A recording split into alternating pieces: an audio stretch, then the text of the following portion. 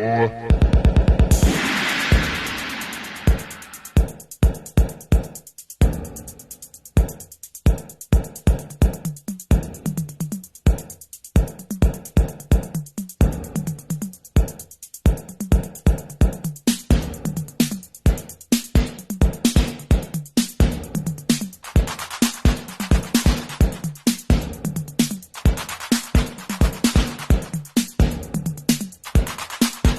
Once upon a time, a DJ's task was just to play records. What more could you ask? But then came remixes, scratching in cuts, which was too much for many. Drove some DJs nuts, but the DJ named Glove has reigned supreme as the turntable wizard of the hip-hop scene. So listen to him, check him out, but remember this: when the Glove's on the wheels of steel, he's reckless.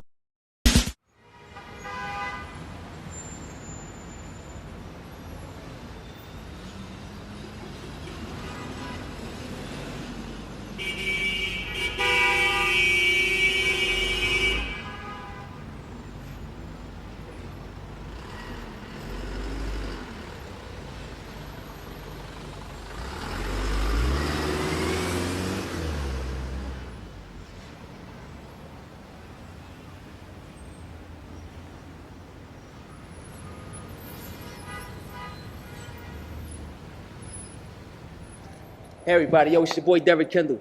Yo, I got the pleasure of literally doing an exclusive interview with the man himself, Mr. Mick Benzo.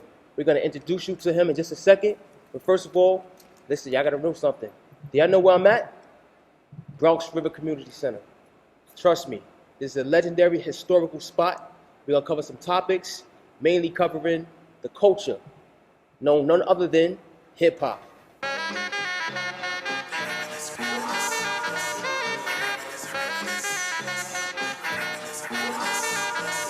I reminisce. Yeah. I reminisce for a spell, or shall I say think back 22 years ago to keep it on track. The birth of a child on the 8th of October, a toast, but my granddaddy came sober. Count all the fingers and the toes, now I suppose you hope the little black boy grows. 18 years younger than my mama, but I really got beaten cause the girl loved drama. In single parenthood, there I stood. By the time she was 21, had another one. This one's a girl. Pleasure to meet you, Mr. Benz. Oh man, great to see you, man. Thanks for having me, bro. Yes, sir. Yes, sir. You know, you made it all the way to the Bronx River Community Center, man. Yeah, man, coming all the way out from Brooklyn. All the way from Brooklyn. I mean Brooklyn. Brooklyn. You know, we call that Brooklyn, you know, but your boy just got an Oscar out there too from Brooklyn. Oh, yeah? Spike Lee. Yeah, Oh, he did man, his shout thing. out to Spike Lee. Yeah, he man, did his doing thing. big He did his things. thing, Yeah, you know? absolutely. But it's a pleasure for you to be in the home of gods. This is called the home of gods, man. Beautiful, I mean, your intro was beautiful. You let the people know it's a legendary community center. That's right. This is not a club. This place here in Bronx River, better known as Bronx River Community Center, had lots of parties for 50 cents and $1 when Wow. it first started. I bro. never knew that. Wow. You know, I mean, Brooklyn, a lot of love for Brooklyn because y'all had some hell of a DJs out there. You know, y'all had some hell of a DJs in Brooklyn. I can't front because the culture of hip hop, everybody has a story, Right. and their story means a lot to them. Mm. You can't take it away from you. You can't call them a liar because you wasn't on the same block to say, oh, they lying. Right. That's what I respect about hip hop. It has elements, That's right. but what we did in the Boogie Down Bronx, in this place called the Home of Gods, Bronx River, Right. the first family of hip hop is the Universal Zulu Nation, whether they like it or not. Beautiful. I am a co-founder of that thing called the Universal Zulu Nation. And what we did was we created a culture because when we first started doing music, we had a place called the tenement building. You go into the basement, seriously, Right. with the blue lights, with the fluorescent lights. You had your posters on, and the posters used to be, looked like when you go in, you had a lot of lint on it. Okay, So yeah, music I see that. started then. We were playing our parents' music, Got you. Got like you. the Moments, the Delphonics, the Spinners, the Yes. Whispers. But then somehow or another, I'm not gonna say I did it, because we didn't create the turntable, we didn't make records, we didn't create no microphones. Right. What we did do is found a record that we can actually keep going back and forth and letting that beat stand and let an MC talk. Okay. That's when we created something called hip hop. Dope, man. But there was no name for hip hop at first. There was no genre of music on any musical charts in 1973. Y'all heard it. Back in 1973, y'all. There was no genre of music called hip hop. It was R&B, it was jazz, it was gospel, it was country. Right. Wasn't no hip hop. We created a culture with breakdancing, graffiti, MCing, and DJing.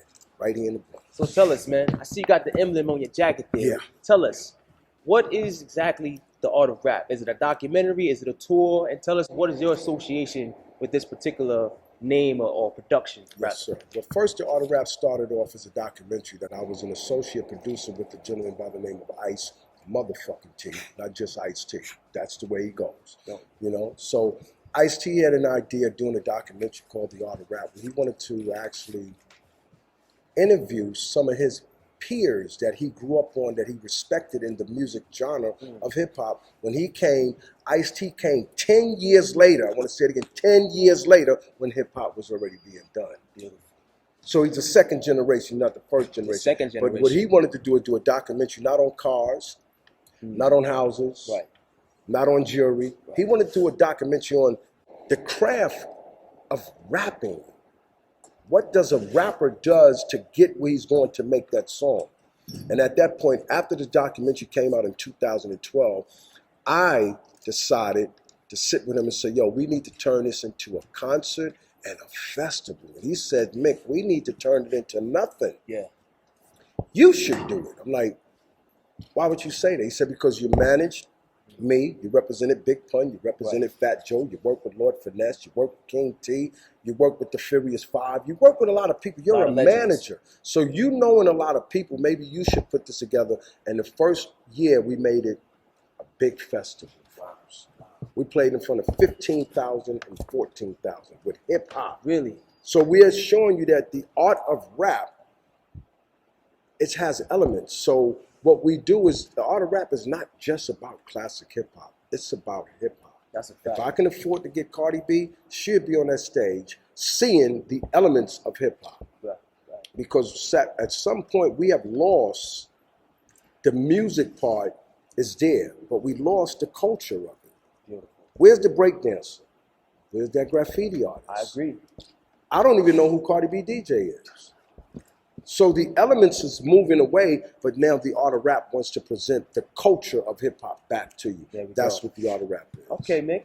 Yo, man, got your boy Charles here, chilling. What up? Know what I'm saying? Sitting B-boy style. This is another element of hip hop. Trust me, this is what the art of rap brings to the table. Hit it.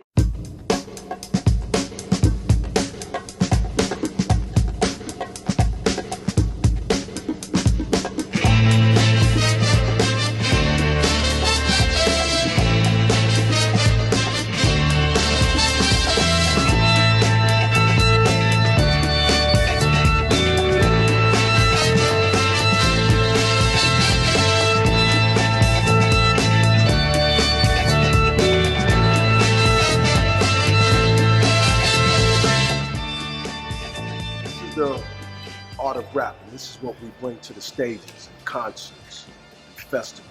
That's just one of the elements of hip hop. If you know the other three, you know it's DJing, graffiti, MCing. You saw a piece of breakdancing. Welcome to the world of art of rap, right here in Bronxville Community Center. Don't even touch that down.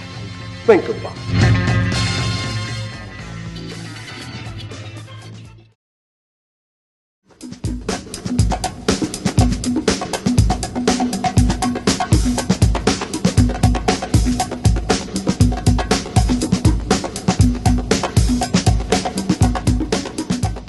Man, so tell us, like, what are some key points as far as like the artist's lyrics and the content that they use? Like, you know, what usually drives the lyrics in some of these artists' you know, their songs? You know what?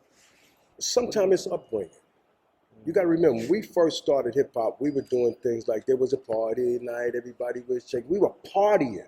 And here comes a guy 10 years later says, 6 in the morning, police at my door. Fresh Adidas sweep across the bathroom floor. What the hell is that? We're like, wait a minute. We can agree to that because that's when the police come when we out there selling drugs or we done got into a shootout or a fight, they come top of the morning. Wow.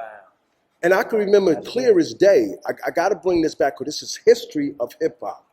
31 years ago, Ice-T performed at a place called the Prospect Theater in the Boogie Down Bronx. It was his first performance with a group called Ultramagnetic.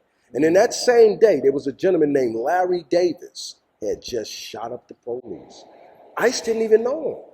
But they're like, yo, Ice, man, this kid just shot the police. He got away. Wow. And he was drived up there because Los Angeles was going through a lot of things with the police. The hustling, the pimping. So we, again, the lyrics drives from your upbringing, from where you at. Got you. It's real life situations that exactly. That's what it is. When Public Enemy was speaking, they were thinking about the function of peace.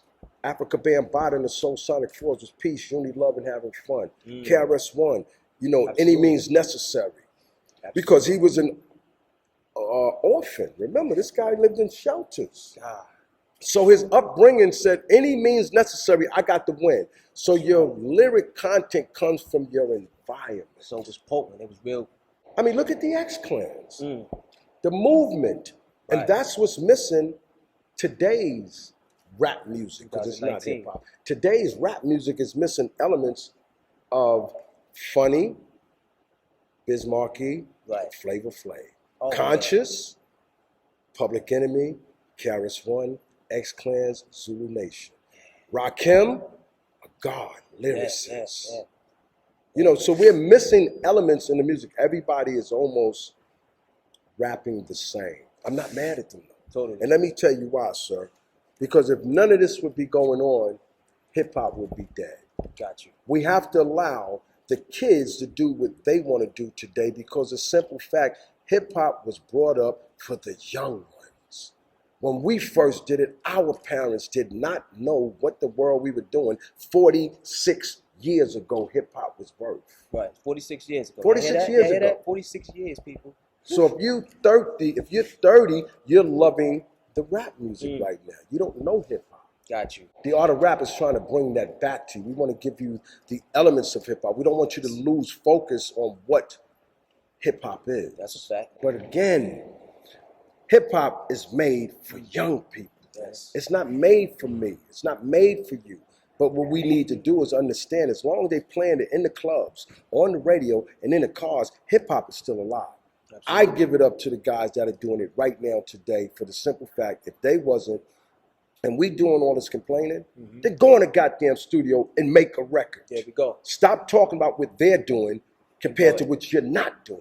That's unfair. There's no comparison with us. Again, I mentioned earlier, I don't know who DJ is. I don't see break dancers anymore. I don't see graffiti artists anymore. Yeah. So how's that any comparison to what we're trying to do? The art of rap is doing that again. And it's open door for each and every artist. This is not a classic concert or festival. It's music. Music has no color. Got you on that, man. I hear you loud and clear, Mick. Man, very well said as well, man. You're very, very detailed and articulate how you responded to that particular question. Man, I love it. So tell us, man. I hear that the Zulu Nation, and the Soul Sonic Force, like you mentioned before, they created a term called the dozens, and it was like I believe like a form of throwing words at each other, to get cheers or to get a judge's approval. You know what I'm saying? Tell us, what's your take on that? Is that truly how it was? No, sir. That's someone like a Chief Rocker Busy Bee, a crowd rocker. Okay. Look for the oohs and the ahs and the, that's dope. Yeah. Soul Sonic Force was on records like Renegades of Funk, Time and Age and Its Renegade. There was always renegades like Dr. Martin Luther King, Malcolm X, I forgot the other name, but listen to what we're saying. We're telling you there was always renegades in the building. Absolutely. Because the simple fact, we're educating you through music. Music is a way to educate any and everybody. Any and everybody. And you know why? Music has no color. If the record sounds good, it's sound waves that move through your ears and say, wow, that's dope. Again, listen to the music they playing today. Some of it you like. You can't even sit there, no, I don't like none of that. That's a lie. Music has a sound wave that goes in your brain and it's, that's dope. You know what I mean? Absolutely. I mean, I may not say I want to buy the record. Right. I mean, I'm like Barry Gordy. If I had $1.25, would I take my $1.25 and get me a sandwich, or would I buy that record? No, I think I'll buy the sandwich. But in the days when we were coming up, people would buy the record. There's no more records being sold. There's no more cassette tapes being sold. Right. Right now, what you have is a thing called INTERNET. I think it's called internet. SoundCloud. Yeah, you know, you go there, you click, you pay 99 cents, you get your download. So you think that's a cheaper way, or like a way that's not as genuine as you guys had it, where you go into the store, you buy the record, you give it to the DJ's spinning all these, ones and twos. It's very unfair because some people want to buy the album because they want to read the credits, man.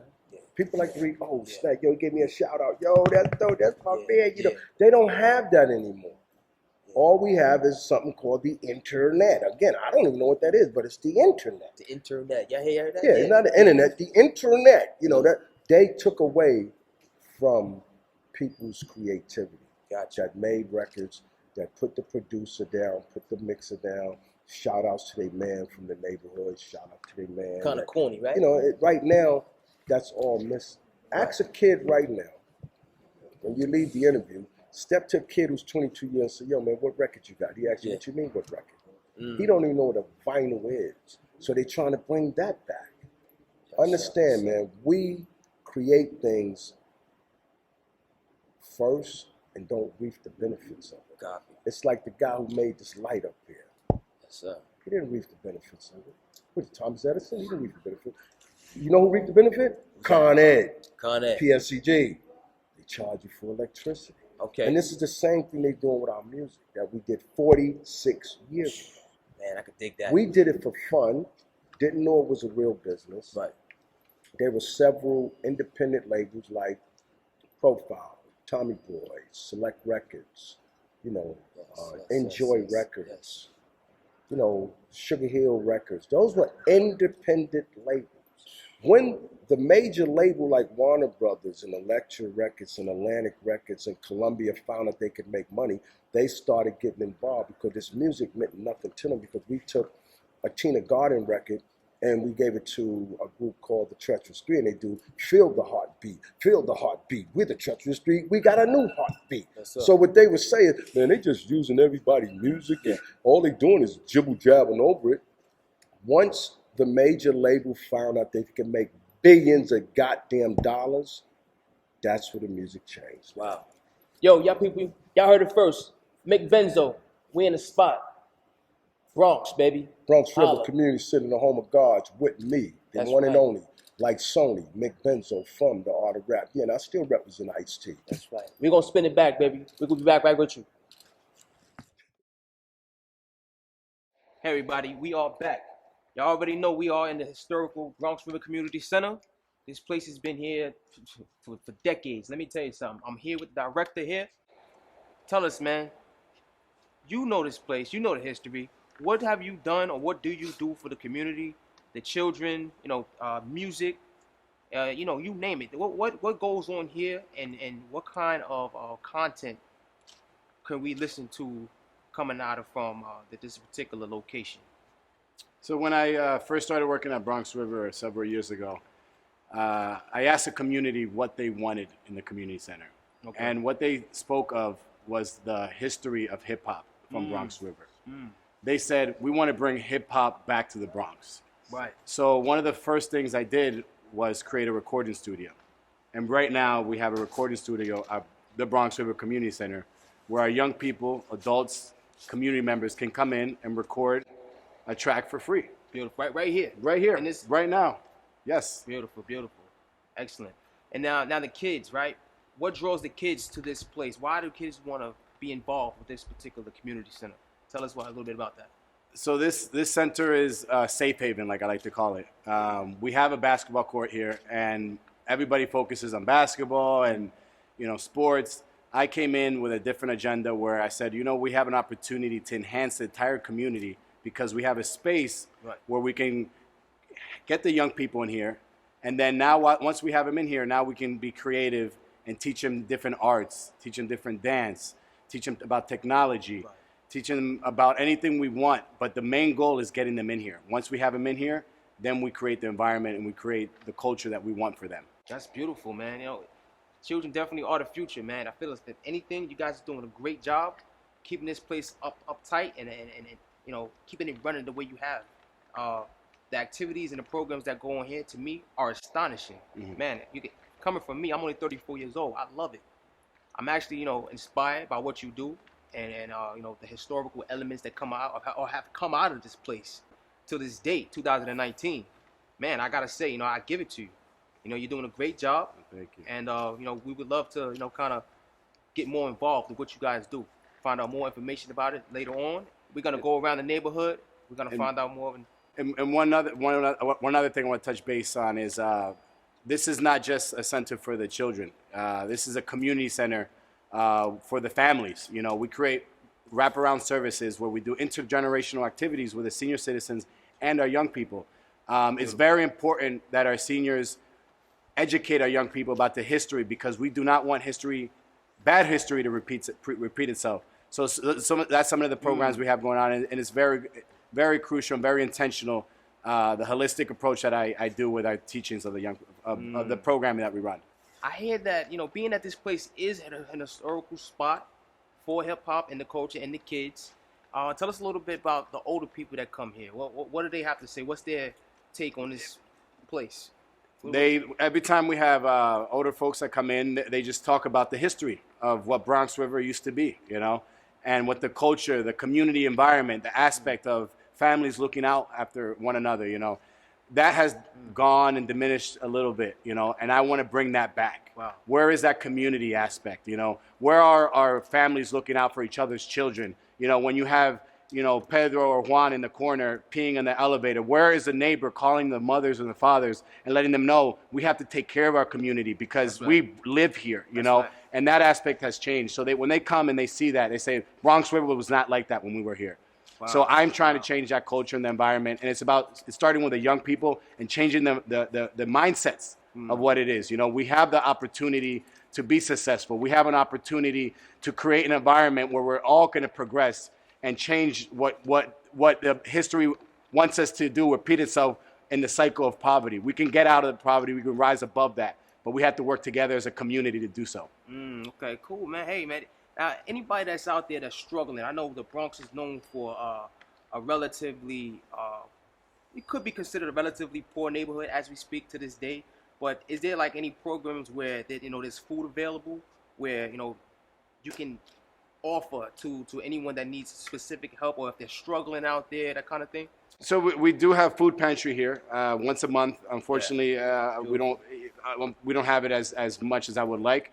We offer our participants food every single day. So we do have food, and then anytime people come in, we always have a pantry on deck, so we're able to provide some kind of food for the families. Man, that's beautiful, and that's very beneficial to the community, man. Like I say, you know, you got me kind of all emotional inside. I just feel like, you know what, you're inspiring me to want to do better. And I appreciate, you know, you for even having me in your community center to even have this interview to talk about these specific topics. They're very vital. They're very important in the world. Brooklyn, you know, Brooklyn, Queens, you know, especially where I'm from. It's a different it's a different vibe here, man. And coming from where I'm from, I can relate to it so much, man. So I appreciate you. Thank you. No, thank you. Thank you. I appreciate you. Thank you. Hold on.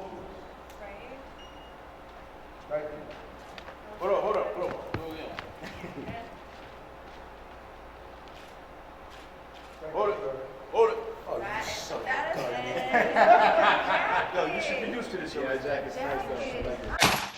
Yeah, man. Yo, people, we still here covering the art of rap. We back. You know what I'm saying? We in front of the spot. Check it out. Look. Bronx River Community Center, baby. Goddamn. Ooh, this is 174th Street in the Bronx. We all the way out here? In the Bronx. Man, I come from Brooklyn. Let me tell you a secret, though. You know there's 5 boroughs, right? It's Manhattan, Queens, Staten Island, and Brooklyn. Gotcha. We're the only ones with a title. You know what that is? What's the title? The Bronx. You never say I'm from the Bronx. You say I'm from the Bronx, right? Right. We say I'm from Queens. You don't say the Queens. No. You don't say the Manhattan. You don't say the Staten Island, right? We got the We got a title. Yeah. This is the Bronx, baby. We start everything. We trendsetters. I call it You're in the BX. birthplace of hip hop. And I see a brother of mine, right? He's my nephew, but I call him a little brother. I see two of them standing around. I want to call them over and find out, is Bronx River still Bronx River? That be all right with you? Yeah. Hey, yo, TB. Yo. Oh, my man. What's up with you, Hey, baby? brother, how you feeling? All right, What's man. good with your family? Good to see you, man. So you still in Bronx River? Yeah, man. 53 years strong. Yes. 53 years you've been living in Bronx River. I am a product of Bronx River. Respect. I am very thankful to say and grateful to be a product of Bronx River. I love my hood. I had the privilege to be able to come up under a brother Yes, sir. like Mickey Yes. Benson. Coming up under a brother like Mickey Benson, I was a part of being in the rap culture. Yes, I you came was. up with Africa Bambaataa. Good Came job. up with Cool Herc. I Yes, came sir. up with Disco King Mario. Oh, Chuck I came City. up with all these individuals that became a great part of hip hop. I've been a part of it. Again, I'm just grateful to be here standing before you guys to share with you guys a little history on my experience living in Bronx River. So for 53 years, you ain't even moved out of the projects, but you moved away from the projects, you moved out, but you came back into this project, in this community center called Bronx River Community Housing. And what do you do now for Bronx River? Because you used to be one hell of a kid. One hell of a kid. I grew up in the rough age when it was, surviving. Survival was the kick. Melly Mel But said only the today- strong will survive. Today, I am giving back to my community. That's right. I've been working here in the center, not only living in the projects for 53 years, I worked in the center for 5 years. I worked for Children, Arts, and Science. Children, Arts, and Science is community workshop. We're giving back to the kids of the projects, of the community. Giving back, we have all these different programs that Mr. Tumas already explained to you guys. We have a studio, we have dance, we have basketball, we have baseball, all these different activities to keep the kids off the street. You know what I mean? And it's a big part of my life at this point in time because, again, I came up, born and raised in Bronx River. And to be able to see the kids of today come up and have something to be to depend on, a safe haven, because this used to be my safe haven. Bronx River Neighborhood Center. I used to come here to be safe from being in the street. And today, these kids is forming, they following the same trend. This is Safe Haven, Bronx River Neighborhood Center. Again, I'm just thankful to be able to be raised under Mickey and being able to see what he has brought back to the neighborhood. He's come back to give you a little history. He's come back to also participate in giving us computers, whatever we may need for the studio at hand. Mickey is a great part of helping out the community because he is Bronx River. I care. What a blessing. What a blessing. He Very well cares. said. Excellent. Well, we're going to move along, fellas. We're going to get a little tour of the neighborhood. We're going to have the gentleman of the art of rap describe a little bit about the music, the art form, tell us more about the culture of hip-hop, how it started, and some more of the original content. So let's get moving, y'all. Yeah, Mick, so tell us, man, we're in the neighborhood, right?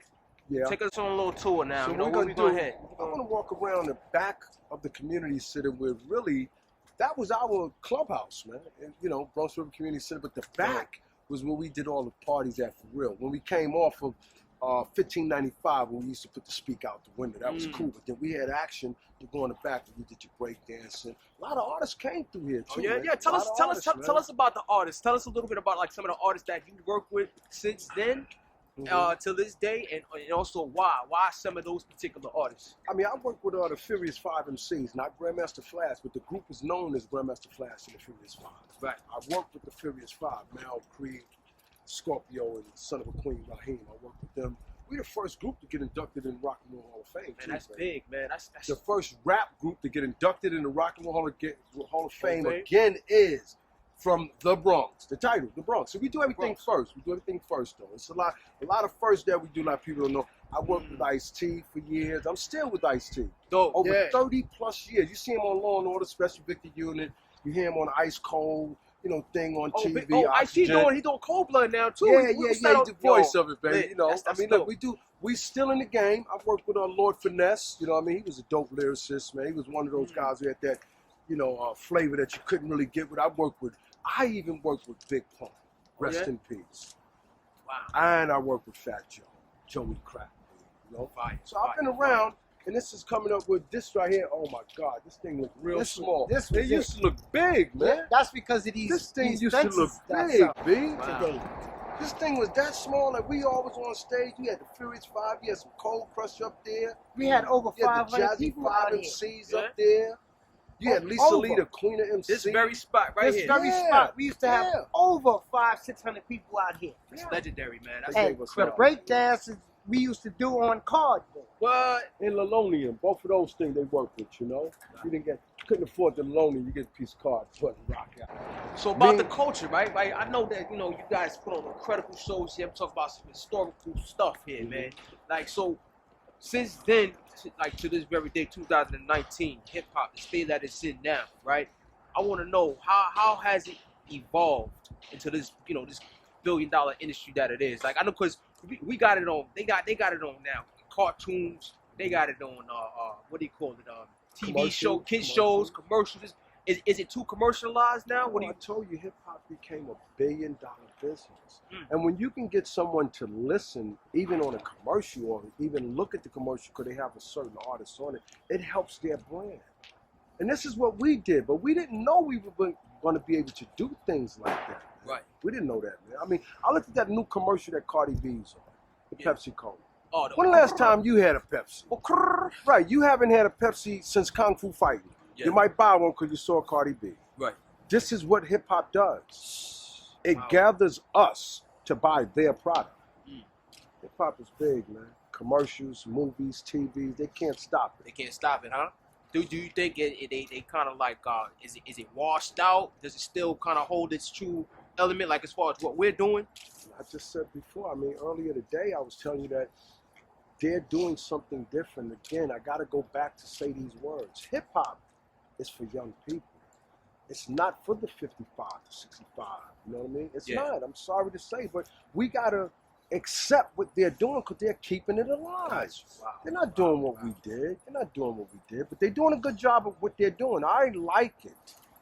The art of rap is welcome any and every artist on Yes. its stage, whether it's at a concert or festival. As long as I can afford to pay them, they will be on it. Oh wow. I'm trying to keep the culture alive, and I need them to understand. Stop allowing others to book dates that just want to make money off you. I Right. care about the culture. I want to keep what we have created alive. That's what I'm trying to do. It's Can we true keep form. that alive? Oh yeah, absolutely, definitely. So all right, I know now the South Bronx has this like I wouldn't even say a plague, but the South Bronx has a reputation of being the original birthplace of hip hop. Now tell us just a tad bit why no other place in the world? Why here in this either Bronx River, South Bronx, whatever you name it? Well, I gotta say the same thing I said earlier. Grandmaster Flash, Kool Herc, Disco King Mario, Africa Bambaataa. We did not, again, create records. We did not create a turntable. What we created was a culture.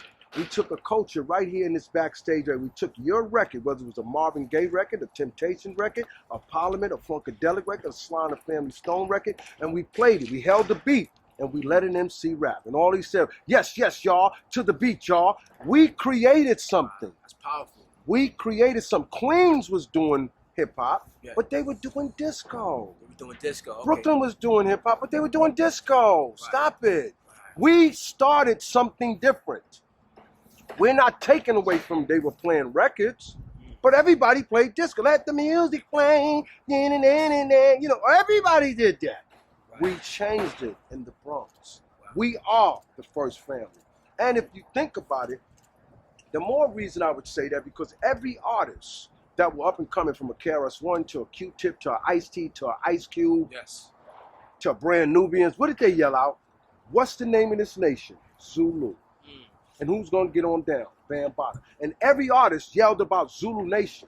Even in Japan, even in Germany, even in Australia, even in Austria, even in Amsterdam, they don't yell out Queensbridge. They said Zulu, Zulu Nation. They're not talking about Africa. They're talking about what we created in this project. Right, that was the movement then. Zulu Nation. Zulu Nation, y'all hear that? That's why we're the first family. Yo, man, that's raw. Real, original content coming from the man himself that lived the lifestyle, breathed it, spoke it, rhymed it, danced it, you name it. You know, we here with Mick Benzo. You know, we chopping it up, covering the art of rap, hip-hop culture in its true element. Yo, tell us about, we here, you got this thing where, you know, that you're sponsored by this thing called Zingo TV, Men's Health, and even this thing, what is it, the mixed league basketball There you team. go. Tell us a little bit about all of that, man. You know, NBA's been around for years, right? Yeah. You know, Rucker Park, EBC is known for great basketball players. A lot of athletes came out of the EBC, which is Entertainers Basketball Classic. Rest in peace, my man Greg Maris. He created that off of hip-hop. Once again, it was two rap groups that were talking crap. Right. I can beat your team, you can beat my team. So they started, Disco formed one other group, I forgot the name of it, but they were playing a game of basketball. That turned into the Entertainers Basketball Classic for over 30 years. Now, Gotcha. we watch WNBA. Yeah. You know, Women's that's, League, we yeah. got the Liberties in New York Liberties, we see that, right? Yeah. There's a company called Global Mixed Gender Basketball where men and women will play together. WNBA, NBA, and street ballers will play on the same team, full court together. Yes, yes. Me and Ice-T have a team called the New York Knights in the mixed gender. It's Global Mixed Gender Basketball. Global. You can look it up. Global Mixed Gender Basketball. Never been done before. Again, creating something and helping others get where they want to go at. We're gonna shock the world with this Global Mixed Gender Basketball. When you got mixed gender people playing together, men and women. I'm not talking about, oh, you're gonna see a girls game and a boy. No, the girls are gonna be on the court with you. You asked me something about me and Ice-T. Being into this hip hop world, we have watched a lot of our brothers die. Some of them died of pancreatic cancer, Right, which yeah, is Joey Robinson from Sugar Hill Gang. Some have died of cancer, which is AJ. You remember up in the Bronx, there was one DJ, he had to pass the test. That's right, y'all. His name is AJ. Right. AJ, Whoa. hit, Whoa. hit. Rest in peace. Whoa. He passed away from pancreatic cancer. Oh, man. My man, Mr. Freeze from the Jazzy 5 died of cancer. Skitch Robinson died of pancreatic cancer. So me and Ice was saying, we talk all this music, but when do we care about men? Because we watch football, basketball, baseball, and I always see the men wearing a pink hat or a pink shoe, pink ribbon on his arm, because they're representing females' breast awareness. Right. But when do they care about men? So men have to understand that we have to consider going to the doctors a little more regularly. I agree. 100%. We got to go check our mouths. If your breath stink like shit, you're supposed to have an odor when you wake up in your mouth, but not shit odor in your mouth. That means you got a bad tooth, okay? All right? If you get up 4 or 5 times in the middle of the night to piss, your prostate fucked up. You need to go to the doctor. And then some of y'all don't realize when you have bad teeth in your mouth and you're swallowing that spit, you're swallowing bacteria so you can catch a stroke. So we came up with Male Awareness Foundation. And I'm tired of just talking about the women's breast cancer. Men get breast cancer too, for those who don't know it. We need to check ourselves. Our parents has never told you, when you go to the bathroom, I need you to grab your chest and squeeze your nuts and bolts. Make sure you got 2 balls down there, not 3. They don't tell us these things, man. So Male Awareness Foundation is very important. It's just as important as music, and it's gonna save lives. I'm not into black lives, I'm into people. It's for men, white, black, Chinese, whatever your nationality is and your preference. Because some of the guys that act like women, they need to go check though because they're still men. So please, man, Male Awareness Foundation, and we care, man. The art of rap don't just care about music, we care about lives. That's what Zulu Nation always have been. Each one, teach one. That's right. I'm Derek Kendall, people. You heard it from the man himself, Mick Benzo. We out here in the Bronx, covering the art of rap. Artistic as gets is Big Snoop Dogg, the one and only. So throw a pawn in the lawn and let me show you how it's supposed to be. Blow up like a bomb, napalm. Let me show you what it's supposed to be. Now get close to me. These are groceries. File them in the cabinet. Stab it. Let it go. This is my art form. I'm so original. Like iced tea, but I don't drip drop on the flow. Get a hoe, get the dough. Let them know from the dough. Here we go, let it ride. Snoopy D-O-double-G. Eastside LBC. Show you how it's supposed to be. Look up at the sky. Do you see the moon or sun? It's Snoop D-O-Dub. Yes, I am the only one when it come to freestyle. Boy, I'm so cold. Make a nigga flip it to a whole nother episode. Watch a hoe. Hit the stroll. Get the money. Bring it back. Ice-T got his wife sitting in the Cadillac. Coco, there you go. Still a money. Still a show. Snoop D-O-double-G. I told you I'm original. Yeah, y'all. So we back again. We on the historical stage, like my man Mick don't mention. You know what I'm saying? This is where they don't shut it down. I heard, yo, this place was flooded. I'm talking about to the back, to the left, to the right.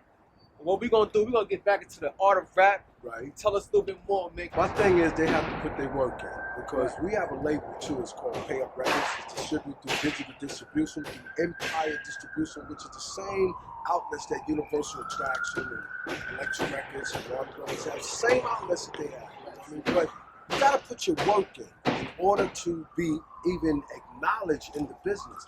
With the art of rap, my partner that deals with me on this one as well, Mr. David Bowles. He does a thing that does a showcase, and he does a showcase, and that showcase, if you win that showcase, you get a digital distribution deal, and you get to appear on the art of rap stage in your market. So you got to put your Shout work out to David in. Bowles, y'all. Shout out to David Bowles. Yeah, David Bowles set this one up real good. Yo, D, good Shout looking. out to Mr. But Bowles, again, man. you got to put your work in order to be on a stage of the art of rap, or even get a record deal, which is a digital distribution deal where you be on every digital platform of selling your record. But you got to work. It's not my job to do the work for you. So I hear that, man. So you guys are, if anything, the distribution deal, perfect. All right, you got the newer artists, if anything, how they want to get in. We love it, man. We love the information. Now, with the art of rap, the movement is super dope. Now, are you guys doing anything as far as like international? Are you guys gonna take this to where it's like, it's gonna be another spin-off documentary, and is Ice-T gonna be a part of that particular?